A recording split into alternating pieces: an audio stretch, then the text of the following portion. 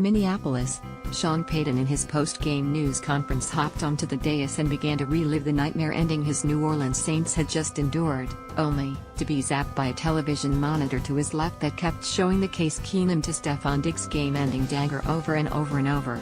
So while talking, Payton kept occasionally looking left and then back at reporters and then left again.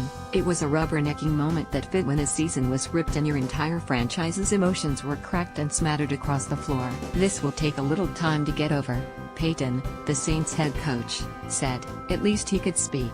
That was more than Saints rookie safety Marcus Williams could initially do. He whiffed on a tackle that sprung Diggs free. His eyes were red and his heart was heavy. Finally, he later managed, "It was my fault. I will learn from this."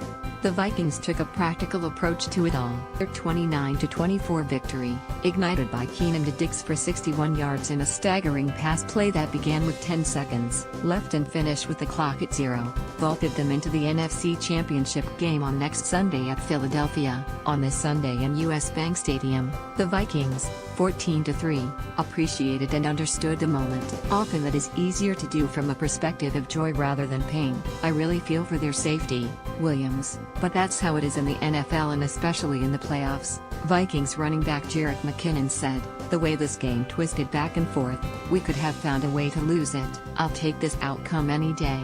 Minnesota led 20-14 with 10:12 left. New Orleans led 21-10 with 3:01 left. Minnesota led 23-21 with 1:29 left. New Orleans led 24-23 with 25 seconds left. With 10 seconds remaining, Keenum found Diggs and Williams whiffed. The play started at the Minnesota 39, Diggs caught the ball at the New Orleans 35, and then he made his historical, monumental dash. "I felt him brush by me," Diggs said. "And then I thought, wow, he missed."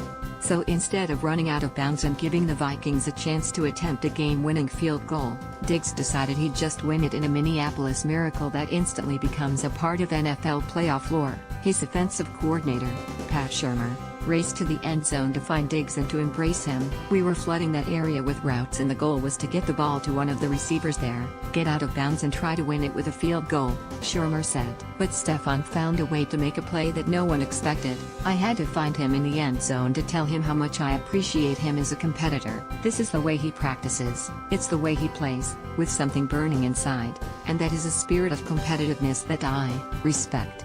Get more Minnesota Vikings news. Read more at Daily Norseman. It looked as if things would come much easier for the Vikings. They led 17-0 at halftime and choked the Saints' offense to a numbing 0 for 4 on third down conversions, but the Saints won the third quarter 7-0 and the final quarter 17-12. Still not enough. "Shell-shocked," Breeze said. "That's probably the craziest thing I've been a part of. Just unfortunate sequence of events there. Events the Vikings helped force. I was praying for Diggs to get out of bounds and save some time for the kick," Vikings safety Harrison Smith said. "You just don't see stuff like this on the last play of the game. It's crazy. As these games go on, the pressure builds and builds. You've got to roll with it. I think we did. Diggs did. He's a playmaker.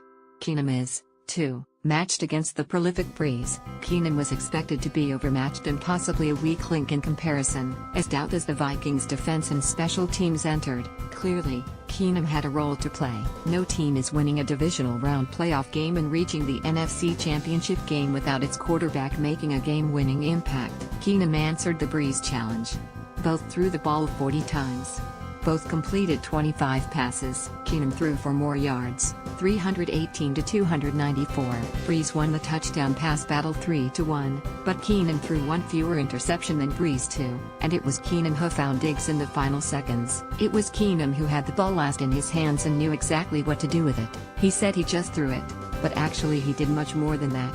He overcame the aura of Breeze. He made a strong case that he is a better quarterback than his next foe, the Eagles' Nick Foles. He gives the Vikings tangible hope that they can return here to US Bank Stadium for Super Bowl 52.